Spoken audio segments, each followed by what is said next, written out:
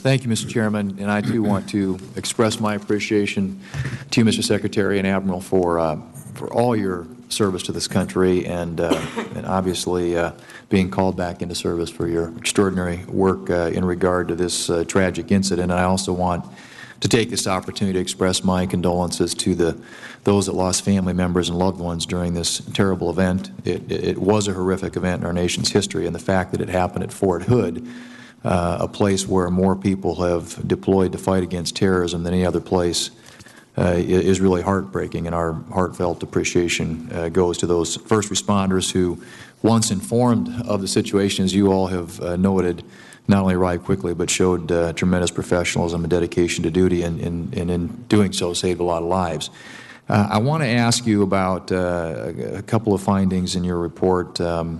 One is finding 3.8 of your review, which states, and I quote, "The Department of Defense does not have a policy governing privately owned weapons," end quote. Your recommendation states that DOD needs to review the need for such a policy, and I guess my question is, can you explain what you mean by a privately owned weapons policy? There exists, for example, at Fort Hood, which, among other things, is a popular place for hunting, and so a lot of folks come on to hunt, and so the effort to have some sort of control over guns has to be carefully balanced against the need to come on and use it, but also the security of the post. The way that works, and often works at a number of installations, is this.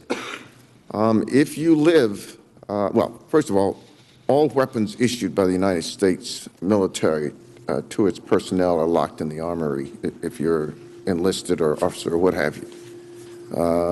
They're secured.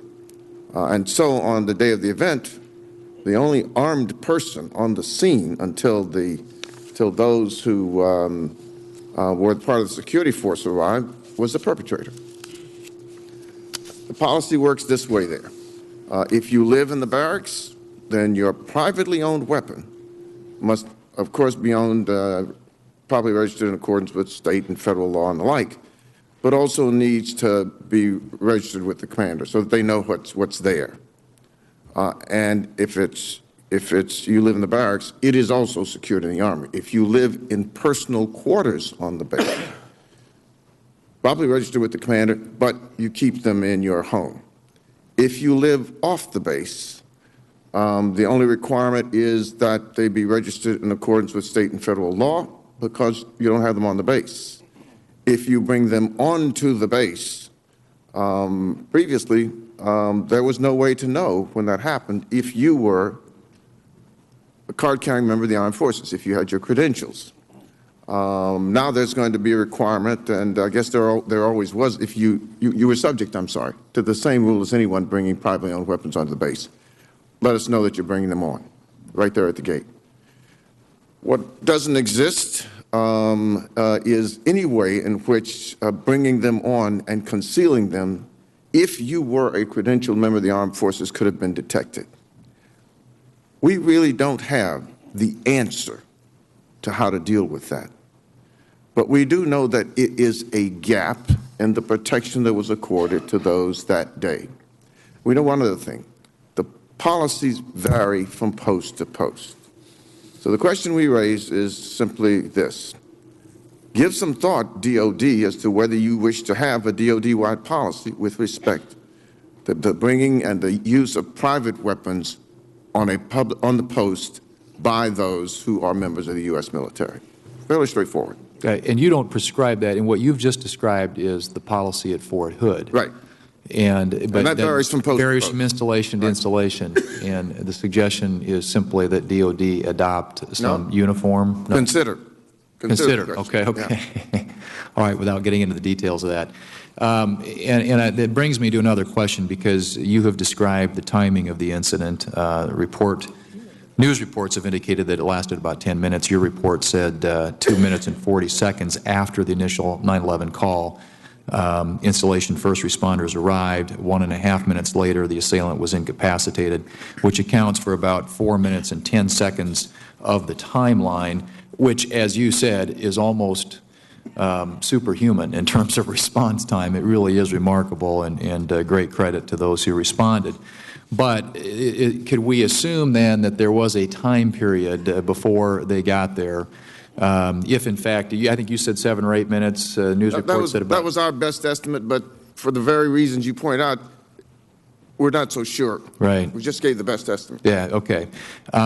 Which is still a significant amount of time. And there are, I guess the question is a follow-up to the previous question, but if the soldiers would have been armed at the time, in other words, allowed to carry small firearms, in your opinion, could more lives have been saved?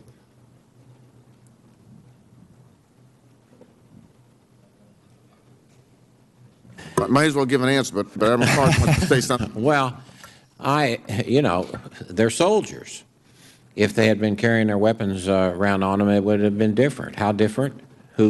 How can I tell you what would the timeline have been? But of course it would have been different.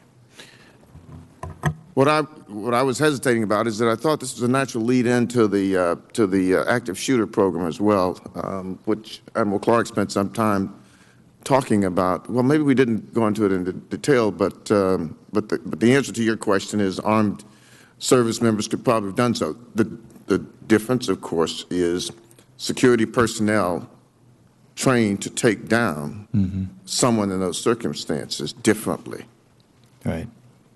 And in 2 ways. In the past, the practice has been clear out all the innocents, those who are unarmed, those who are being assailed, and then you take down the shooter. And that has been the practice for law enforcement agencies around the United States as well. Right. But there has been the advocate of the response to active shooter program, which is more and more becoming the response, which is train your people, your security people, well with firearms, and then go in and, as your first priority, take down the shooter before he or she can do more damage to those who are there. The risks are obvious, and that's why the emphasis is on training, and the FBI, who are the experts in this, have cautioned that you really need a carefully selected and well-trained force to do that. It was done at Fort Hood. And they performed extremely well. And I guess... May I add one other point? Right. My response was brief, almost to the point of being brusque, and I don't want to... Let me just add, it would have made a difference. But if I was a commander, would that be the first thing that I did, is to arm all the people on the base? That's not what I would do. Would it make a difference if some portion of them were armed? Of course it would. But the reason I wouldn't just summarily arm everybody is because of the fact that it would so change the environment that we live in that I don't think that's the immediate solution to good order and discipline. Okay. Well, I guess in response to that, if in fact there is going to be some consideration given to a policy or department-wide policy with regard to firearms, I would hope it would not be more restrictive. Because I do think these are soldiers. I mean, these are people who are trained. And clearly, if anybody would be prepared, probably not trained exactly in emergency response, but people who would be trained and prepared and equipped to effectively use a firearm to save other lives, it would be someone in the United States military. And that's my observation. So I had some other questions, but I'm out of time. So thank you all very much.